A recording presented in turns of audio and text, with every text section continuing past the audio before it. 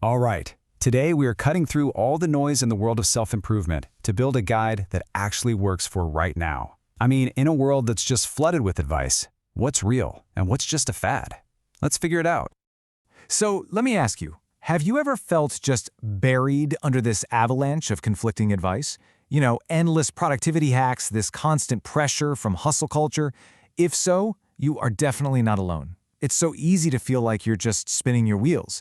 So how do we find a path that actually leads somewhere?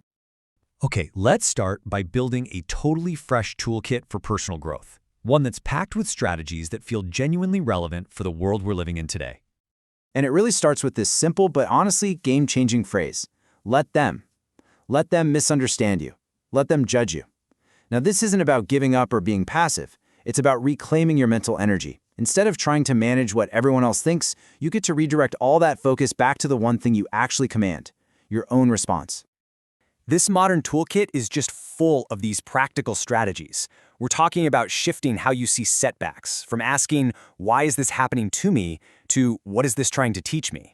We're finally getting that 7 or 8 hours of sleep isn't some luxury, it's the absolute bedrock of discipline. And get this, we're even using AI as a kind of non-judgmental partner to help us see patterns in our own behavior. And we're using simple things like a Sunday reset to beat the Monday blues before they even have a chance to start. So, okay, we've got this shiny new toolkit, but here's the twist. What if I told you that some of the most effective, most cutting-edge advice of 2025 has actually been around for thousands of years? That's right, let's start connecting some dots and see how today's biggest self-help trends are really just new packaging for some very old, very powerful wisdom. So take that let them philosophy we just talked about. Its DNA traces all the way back to the ancient Stoics, who taught that true peace comes from knowing the difference between what's in our control and what isn't. Fast forward to the 60s, cognitive behavioral therapy, or CBT, used that same idea to help people challenge their own unhelpful beliefs. Then it was popularized by coaches like Tony Robbins, and now here we are, it's gone viral in a new, super accessible form. Same powerful idea, just adapt it for a new generation. And this pattern, it just keeps going. Using an AI to reflect on your month? Well, that's just the 21st century version of the Roman Emperor Marcus Aurelius journaling by candlelight. That whole calming Sunday reset trend, it's really a modern take on ancient Sabbath traditions, a built-in ritual for rest and preparation. And all those longevity tweaks we're obsessed with now, they come straight from studying the world's blue zones, places where people have been naturally living the longest, healthiest lives for centuries. So, it's pretty clear these ideas are timeless. But here's the next big question. Do they apply to everyone at every single stage of life? Well, it turns out the answer is a resounding yes. These principles work whether you're 10 years old or 80. This is so fascinating when you break it down. For a kid, let them is a tool for surviving playground drama. For a teenager, focusing on a daily study system is way more effective than just stressing about a final grade. And for a young adult, that Sunday reset we talked about becomes this crucial defense against career burnout. See, the core principles stay the same. It's just the challenges that change. So, the most important point here is this. Self-improvement isn't about reaching a certain age or hitting some milestone. It's a lifelong practice. It's about applying these timeless principles to the very human challenges that we all face, just in different packages. Now, let's zoom in on one of the most powerful of these principles, one that really acts as the engine for all kinds of progress.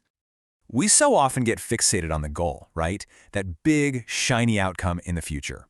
But the real power, the real magic, lies in the system, the daily process that you can actually control.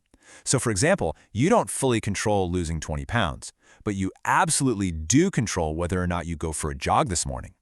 Goals give you a direction, for sure, but it's your systems that actually get you there. And hey, what if you want to make your system almost foolproof? Check out this number, 95%. That is your potential success rate when you add one simple thing, an accountability partner. Just someone you share your commitment with and check in with regularly. Yeah, that's because accountability isn't just about pressure. It's about making your system a shared commitment.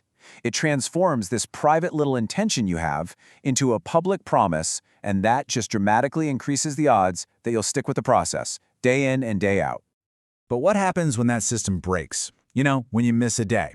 That brings us to our final core theme, and honestly, maybe the most freeing one of all. This might be the most powerful mantra for long-term success. The goal isn't to be perfect. You will miss a day at the gym. You will eat the cake. The real key is not to let one slip up become two. It basically gives you permission to be human while making sure you get right back on track.